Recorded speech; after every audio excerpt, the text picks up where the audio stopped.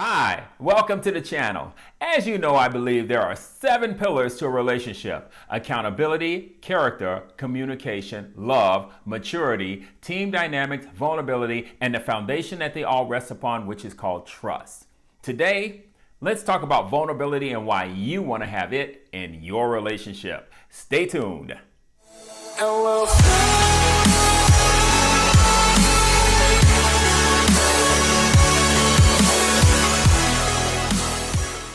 So, what is vulnerability? Well, according to dictionary.com, being vulnerable means that you are capable of or susceptible to being wounded or hurt. It also means that you are open to moral attack, criticism, temptation, etc.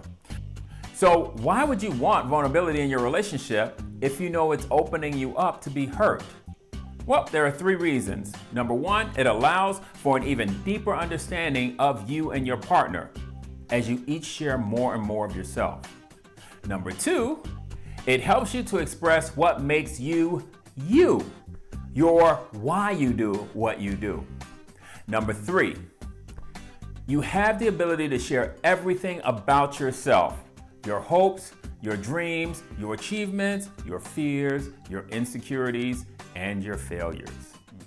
Vulnerability, however, is a team sport. It requires both parties to participate in order for it to be effective.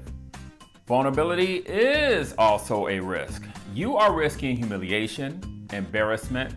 Your vulnerabilities may be forged as weapons to be used against you, or your vulnerabilities can be used as a betrayal. Now, vulnerability is tied to trust in that the level of trust usually determines the level of vulnerability. Vulnerability is also tied to character, as it takes a level of honesty in order to be vulnerable. So, what are some expectations to have with others with whom you are vulnerable? Well, you should expect to not be judged, not be shamed, not be disrespected, and not be betrayed. Now, how vulnerable should you be in relationships? Well, it all depends on 2 things. Number 1 is the level of relationship that you have with that other person. So, are you 2 associates? Are you 2 dating? Are you in a boyfriend-girlfriend exclusive relationship? Or have you moved it up to a spousal relationship? Now, what if you have a fear of spiders? Do you share that with an associate, someone you're dating, your boyfriend-girlfriend, or with your spouse? Which level of relationship would you disclose that the jail time that you did for a bank robbery was with a crew of your own family members? The second thing that determines how vulnerable you should be in a relationship is the person with whom you are being vulnerable with.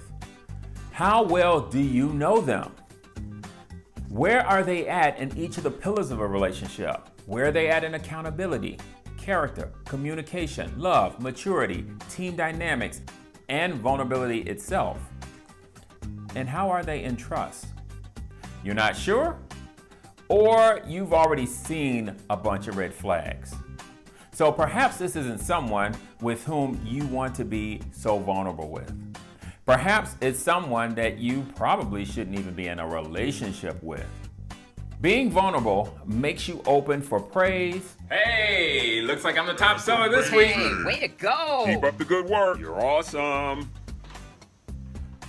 However, it also makes you open for criticism. Hey, looks like I'm the top seller this week. Oh my god, again with this. What a bragger. Loser. So, what's the difference? Well, it all depends on your level of confidence and your level of self-esteem. If your level of confidence is high, you can tolerate criticism with little effect on your self-esteem. You will be able to cut those who use your vulnerability against you. However, if your confidence is low, then criticism can damage your self-esteem, especially if it's followed by a betrayal. Now, how do you practice vulnerability in relationships? Well, one of you has got to take the first step. Since you're watching this video, I'm going to assume that one is going to be you.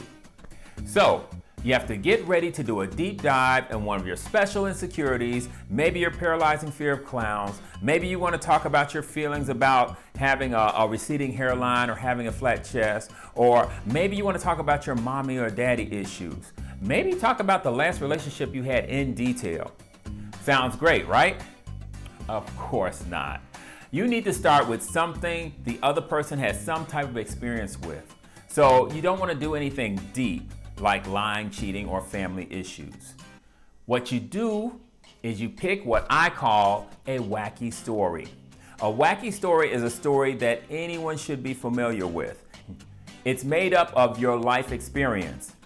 The good news is that most people have the same type of life experience. So your wacky story could be that you tripped and fell, or any type of clumsiness story, or you burned a meal while cooking, or you wore a shirt backwards for the day, or you ate something that you didn't like or didn't agree with you and there was something wacky that happened afterwards. So what's the point of sharing a wacky story?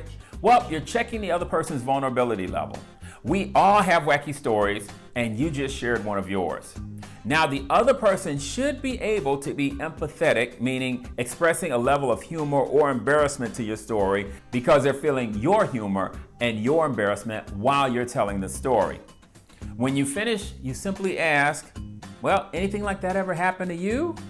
This opens the door for them to share one of their wacky stories. It doesn't have to be exactly like yours, but it should be something similar dealing with a life experience. You talked about getting a little too drunk at the holiday party and throwing up. They talk about how they went to work, bent over, and split the seam of their pants. You both share a laugh, and now you know a little bit more about each other. So once you've been vulnerable with someone and you've shared, you have to realize there's no going back. You've just given them what could potentially be a weapon and ammunition. However, even if your wacky story is brought to the forefront or they decide to betray you with it and tell everybody under the sun about it, you pretty much can survive that with very minimal damage.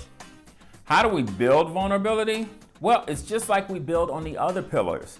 It takes time and it takes actions. Is that this person keeps the info to themselves or use the knowledge in a positive manner to help you. Here's an example. Let's say you're invited to the company picnic and you bring them along. You've already shared your story about how you're afraid of spiders and how spiders make you freak out.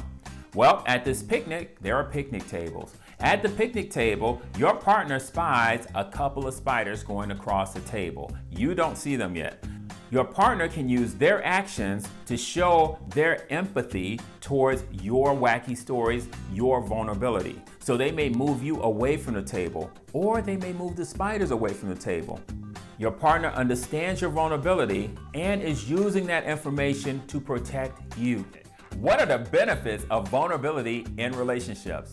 Well, being vulnerable allows you to share that intimate side of you with another person who also has an intimate side. Being vulnerable in relationships also allows you to strengthen that relationship because you're with someone who sees you, all of you, for you, and they still want to continue in a relationship with you. Being vulnerable can also help with weeding out people who would not be good in a relationship with you. If you share a wacky story and things go to the left, you can end things before you share any deeper vulnerabilities. Some disadvantages to vulnerability is that being vulnerable in a relationship means providing someone with not only the weapon, but the ammunition to use against you. You are taking a risk when you're being vulnerable. And it's a risk that if you lose, you can face humiliation, embarrassment, criticism, or betrayal. Another disadvantage of being vulnerable is that it leads to an openness that you just may not be comfortable because it requires increasing levels of honesty and transparency. Is that being vulnerable can put you at risk to being manipulated by anyone, not just strangers, your partner, your friends, and your family. Now, when do you open up and tell someone that mental illness runs in the family? The reason my last relationship ended? It was me. Let's see, I struggle with integrity, Wait a minute. honesty, communication, Oh, wow. commitment, I see. Maturity. Being vulnerable. Oh, okay, all right. I have issues in all of the pillars. I'm out. Well, you need to base that on how the relationship is progressing. If you two are actively communicating and being open and honest with each other, which means you are trying to get to know someone, the mask that you two are carrying will fall off and you two will have much to discuss. The rose-colored glasses that you two are wearing, they too will come off and you will have much to discuss. Remember, since you're watching the video, you'll probably have to jump off that cliff first. So if you're gonna have a discussion about deal breakers, you're gonna have to start it. If you're gonna have a discussion about anything deep, you're gonna have to jump off that cliff first. Now, could your vulnerability cost you your relationship? Yes, it can. But that is far better than continuing in a relationship with a dark secret that could destroy the relationship in the future.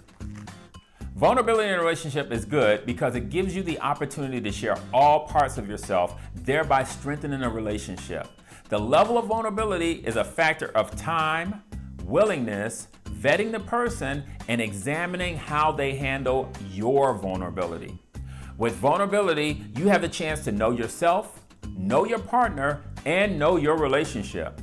You also want to eliminate relationships that use your vulnerabilities to humiliate or embarrass you, or those that use your vulnerabilities as attack points during disagreements. You also want to avoid relationships with those displaying little vulnerability, as well as those who wear their vulnerabilities on their sleeves. Practicing vulnerability is a great way to build trust in a relationship. Well, that's it for this video. Like, comment, subscribe, hit that notification bell so you'll be made aware when the next one comes out. And I will see you in the next one. Take care. Tell me pretty lies, look me in the face, tell me that you love